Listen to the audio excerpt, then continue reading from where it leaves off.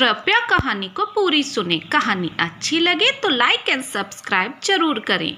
दोस्तों, मर्द को कामयाबी और शारीरिक सुख से अलग क्या ही चाहिए। अगर दोनों साथ मिल जाएं तो फिर ऐसा शॉर्टकट अपनाने में क्या ही हर्ज है। कुछ ऐसा ही शॉर्टकट मैंने भी अपनाया, मगर उसके बाद जो मेरा हश्र हुआ उसकी आप कल्पना भी नहीं कर सकते। ग्रेजुएशन करने के बाद अपने छोटे से कस्बे मोरीपुर से मैंने कोलकाता का रुख किया। इतिहास विषय में एमए करने के लिए मैंने कोलकाता यूनिवर्सिटी में दाखिला ले लिया। लेक्चर के पहले दिन ही हमारा लेक्चर इतिहास विभाग की हेड अंजुला मैम ने लिया।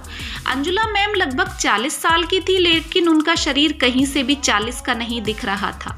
गठीला शरीर, कानों तक बाल, उसके साथ एक बड़ी सी लिपस्टिक और गहरी लाल बिंदी में अंजुला मैम बेहद आकर्षक दिखती थी। पढ़ाई के लिए मेरा पागलपन था कि कोई भी टॉपिक क्लियर नहीं हो पाता तो मैं डायरेक्ट अंजुला मैम के पास पहुंच जाता।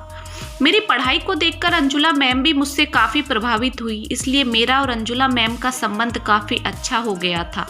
लेकिन अंजुला मैम का एक व्यवहार मुझे थोड़ा अजीब लगता। वे बातों ही बातों में मेरे बालों में हाथ घुमा दिया करती, तो कभी मेरे गाल खींच लिया करती, तो कभी मेरे गले में हाथ डालकर बैठ जाती। लेकिन धीरे धीरे मुझे भी सब अच्छा लगने लगा और मैं भी अंजुला मैम की तरफ आकर्षित होने लगा। लेकिन मैंने कॉलेज में अंजुला मैम को लेकर कुछ अफवाहें भी सुनी, जैसे अंजुला मैम का अफेयर कॉलेज के डीन से है, या अंजुला मैम शहर के बड़े बड़े नेताओं से संबंध रखती हैं, इसलिए इतने कम समय में इतिहास विभाग की हेड बन गई हैं। मैंने तो यहाँ तक भी सुना कि अंजुला मैम ने अपने पहले पति की हत्या करवाकर कॉलेज के लेक्चरार से शादी कर ली। लेकिन मेरा मानना था कि अंजुला मैम आजकल के ख्यालों की औरत हैं और ये सब मनगढ़ंत कहानियाँ हैं। मेरा और अंजुला मैम का दोस्ताना कॉलेज से निकलकर कॉफ़ी शॉप और अंजुला मैम के घर तक पहुंच गया। परीक्षा से एक रात पहले अंजुला मैडम ने मुझे कॉल करके घर बुलाया। कॉलेज के हॉस्टल से उनका घर मुश्किल से 500 मीटर था। जैसे ही मैं अंजुला मैडम के घर पहुंचा, अंजुला मैडम ब्लैक कलर की नाइटी पहने डाइनिंग हॉल में बैठी थी। सोफे पर बैठते ही अंजुला मैम ने कुछ पेपर्स मेरे आगे रख दिए। गौर से देखने पर मुझे पता चला वो मेरे आने वाले एग्ज़ाम के प्रश्न पत्र हैं। उन्हें देखकर तो मैं खुशी से झूम उठा। बहुत बहुत धन्यवाद मैम। इतना फीका सा थैंक यू कहोगे इतनी बड़ी बात के लिए? अंजुला मैडम ने बड़ी नज़ाकत से मेरी तरफ देखते हुए बोला। जी मैडम, कुछ समझा नहीं, बताइए आपको क्या पार्टी चाहिए? जो बोलूँगी दोगे? हाँ मैडम, बताइए तो सही। अंजुला मैम मेरा हाथ पकड़कर अपने बेडरूम में ले गईं। अंदर जाकर अंजुला मैम ने अपनी नाइटी की डोर खोल दी। उनके जिस्म का एक एक हिस्सा मुझे दिख रहा था। मुझे भी समझने में देर नहीं लगी कि वे क्या चाहती हैं। अंजुला मैम के साथ एक प्यारा सा खेल खेलकर मैं उनके साथ ही उनके बेडरूम में सो गया। सुबह आँख खुली तो मैं और अंजुला मैडम निर्वस्त्र चादर में लिपटे पड़े थे।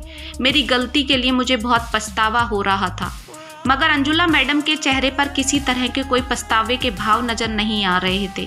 वे तो और ज़्यादा फ्रेश लग रही थी। मेरे सारे एग्ज़ाम बहुत अच्छे हुए और मैंने यूनिवर्सिटी में टॉप किया। उसके बाद तो मानो मेरे मुंह सफलता और सेक्स दोनों लग गए हों।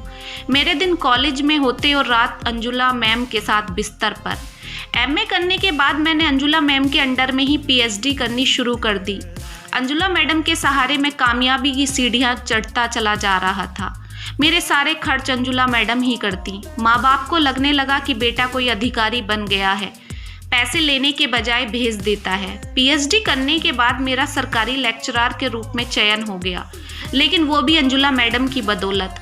अब मेरा काम अंजुला मैडम से पूरा हो गया था, इसलिए मैं उन्हें छोड़कर वापस आना चाहता था ताकि अपना घर बसा सकूं।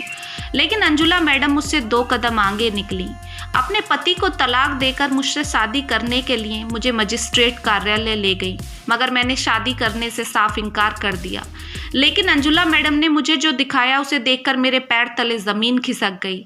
उनके बेडरूम में सीसीटीवी लगा था जिसमें मेरी सारी वीडियो शूट हो गई।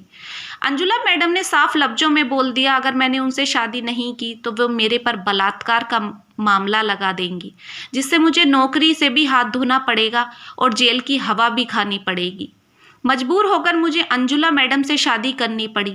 लेकिन आज मेरी हालत एक कुत्ते से भी बदतर है। अंजुला मैडम को अपने जिस्म की प्यास बुझाने के लिए हर रोज़ एक नया शिकार चाहिए। मेरे सामने ही मेरी पत्नी के साथ हर रोज़ यूनिवर्सिटी का एक नया लड़का सोता है और मैं आँख मूंद कर सारा जहर पी जाता हूँ।